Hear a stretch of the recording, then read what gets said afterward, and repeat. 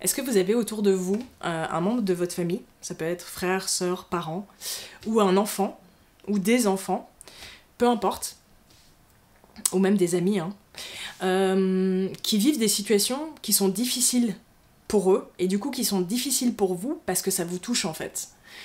Leur souffrance vous touche, et du coup, ce que vous avez envie de faire, c'est de pouvoir aider cette personne. Et souvent, quand on veut aider quelqu'un, on va être dans une sorte de contrôle. On veut être dans une illusion de sécurité, donc on veut sécuriser soi-même, et du coup, on veut sécuriser l'autre, qui nous fait un peu peur.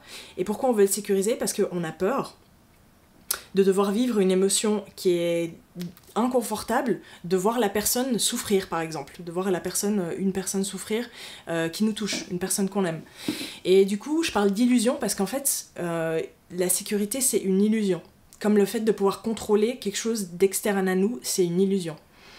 On a toujours envie d'aider, et c'est normal, parce qu'on n'aime pas voir les gens qu'on aime souffrir, on a toujours envie d'apporter un conseil, d'apporter une épaule, et ça c'est toujours cool, parce que le fait de vouloir le faire parce que c'est comme ça, c'est bien, mais la question c'est de ne pas attendre en retour quelque chose, de ne pas attendre un résultat en retour. Quand on offre son épaule à quelqu'un, pour que la personne puisse juste s'appuyer sur nous, qu'elle puisse juste vider son sac, ou qu'on donne un conseil, il faut pas avoir une attente derrière. C'est-à-dire il faut pas se dire ok, je lui ai donné ce conseil, je lui ai expliqué comment faire, je lui ai dit ça c'est pas bien ce que tu fais, ça c'est bien, et si tu fais ça et si tu fais pas ça, bah ça va aller mieux. Dites-le si vous en avez envie, partagez votre savoir et tout, mais n'attendez pas à ce que ça change la personne et à ce que la personne prenne votre conseil, parce qu'au final, on peut changer personne, on peut aider personne, et ça c'est hyper important d'en prendre conscience, on peut sécuriser personne.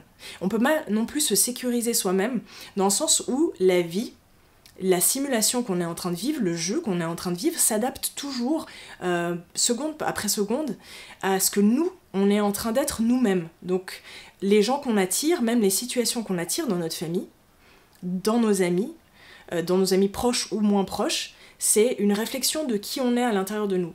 Donc la seule solution, entre guillemets, c'est pas d'essayer d'aller changer l'autre, parce que souvent quand on essaie d'aller changer l'autre ou d'aider l'autre, c'est qu'on s'aide pas soi-même déjà, à la base, et c'est qu'on a envie d'éviter une émotion inconfortable. C'est tout.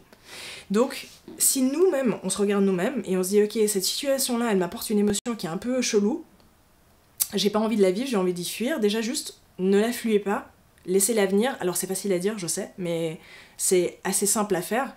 C'est pas confortable à faire, mais c'est simple à faire. De vivre son émotion par rapport à la situation, de 1.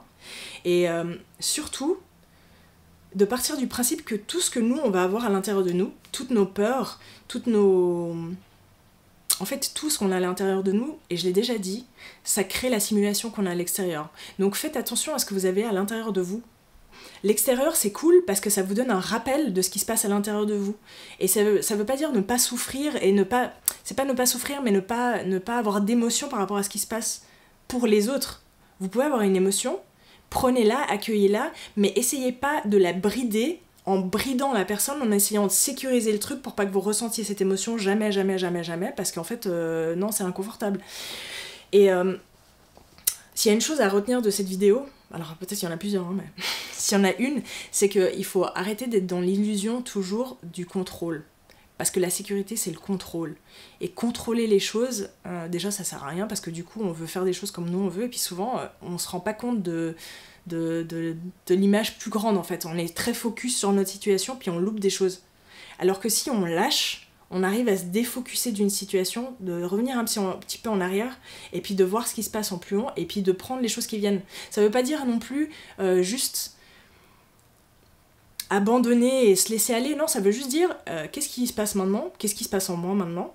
Ok, il y a cette émotion-là qui vient, ok, je la vis, elle est pas confortable, elle est pas confortable et tout, et après, qu'est-ce que moi je décide de faire avec ça? Quelle est l'identité que j'ai envie de jouer avec cette situation-là? Après, si vous avez envie de jouer l'identité, d'être dans la sécurité, dans le contrôle à fond, cool, mais au bout d'un moment, ça risque de craquer, quoi. Bon, allez, bonne soirée.